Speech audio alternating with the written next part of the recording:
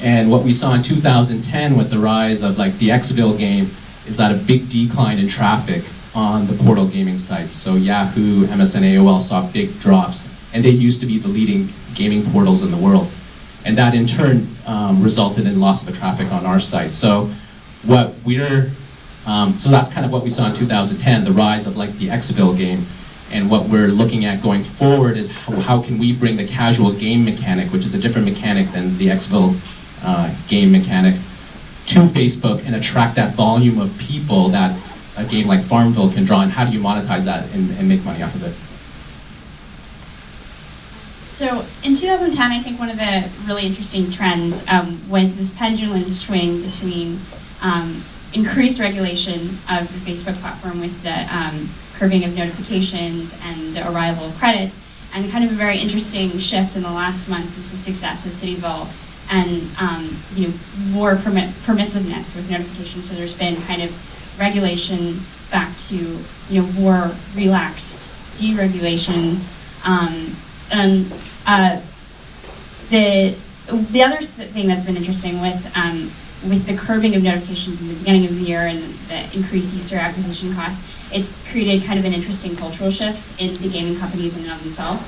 Like, if I talked to PMs or engineers from Zynga like 2 or 3 years ago, they would say that the interesting thing about these companies was that a lot of people didn't have conventional gaming backgrounds.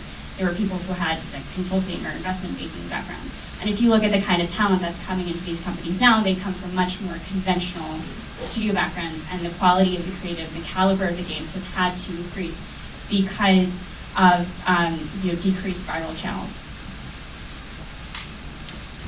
So 2010 in review, 7 quick trends I'm going to run through you from what I saw. First one, social gaming 1.0 train already left the station and went into full consolidation. This was the year Zynga's implied market cap eclipsed that of Electronic Arts. We saw a lot of companies in social apps 1.0 try to pivot into gaming, probably more or less unsuccessfully, but the big three already kind of left the station with Zynga, Play and Playfish having been the first out. There's probably still room for innovation, but I would call that the 1.0 train. Playdom and Engine generated 1.1 billion of market cap combined in almost barely 2 years. That was a pretty interesting metric there. Mobile social gaming took rise, and we saw the Clone Wars there as everybody rose to be the fish or pet or farm or city game there with the same freemium model. This gave rise to in-app purchases and CPI as new models on mobile. Fourth, death of free virality. So the free lunch era ended. Social gaming's typically been made up of 3 legs of a stool: virality, ad, cross-promo. When you take virality out, what that does is it consolidates power base around those with distribution. So this proved my point that I've kind of said is content may be king, but distribution is God almighty. And that really played, I think, in Zynga's favor. Gamification bandwagon, I'm probably responsible for that, as I bandied about that term a lot in GDC last year, and I think we're already seeing a backlash of that a little bit this year, but it is now the requisite bullet point in every entrepreneur's business plan slide. Most interestingly, the last 2, the battle of social gaming spilled over into Japan and Brazil, especially with DNA and Gree going head-to-head to be the dominant over there. And then, very interesting, the 7th point, I thought we were going to see cloud gaming rise with online or whatnot. However, I think Netflix is not the correct first model for cloud gaming. Oh, I wish I had prepared a bullet list. It's pretty easy to follow up with.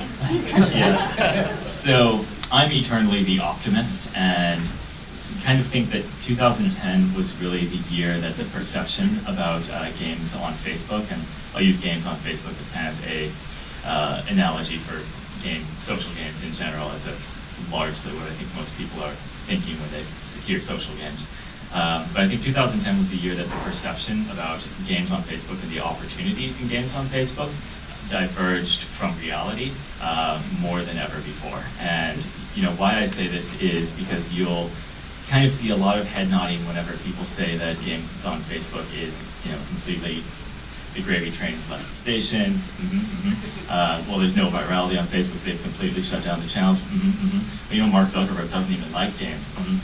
And I think that has become just commonly what people will say. You'll go to a conference, that's kind of the buzz in the halls, and then you'll go back to work at wherever you work at companies, and people will be talking about the just incredible opportunities, companies that did not exist in 2009 that now are on 8-figure run rates, just from virtual goods revenue alone. Companies like, there's just empirical data across the board. You look at Funzio with Crime City, you look at Nightclub City, you look at Kabam, huge example of things that had nothing on Facebook in 2009 or nothing in the social gaming realm in 2009, and in 2010 are now very dominant, very strong leaders in the space. And the opportunity on Facebook, if you just look from that perspective, is only increasing. In 2009, there was far more cloning, and a sense that the opportunity was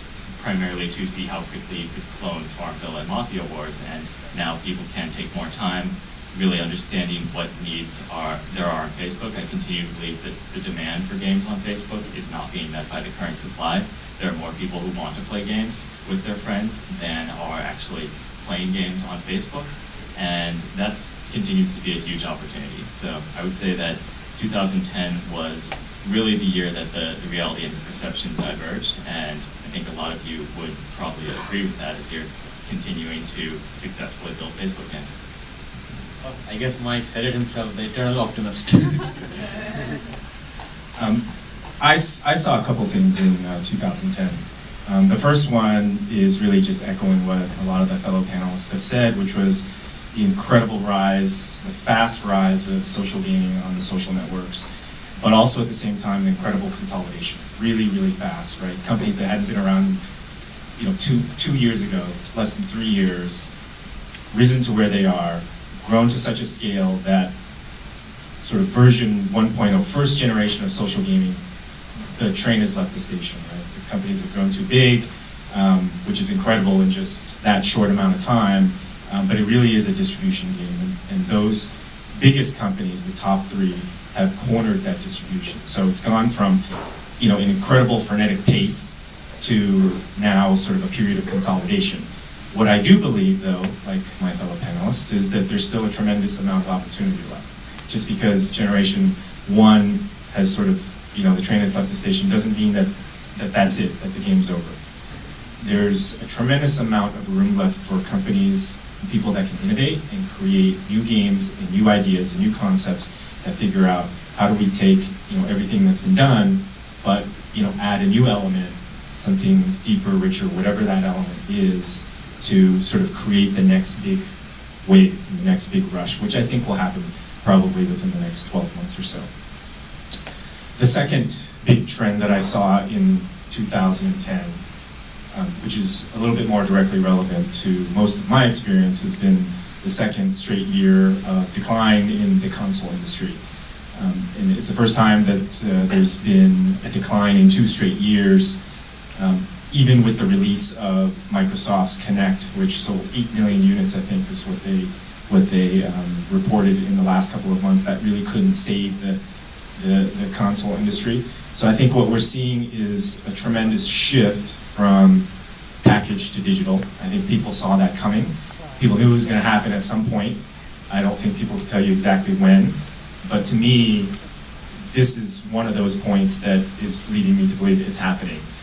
Not all of the revenue is being sort of sucked out of that industry, if you will. There's still a lot of online revenue that is being captured with sales of digital software or additional extensions to games.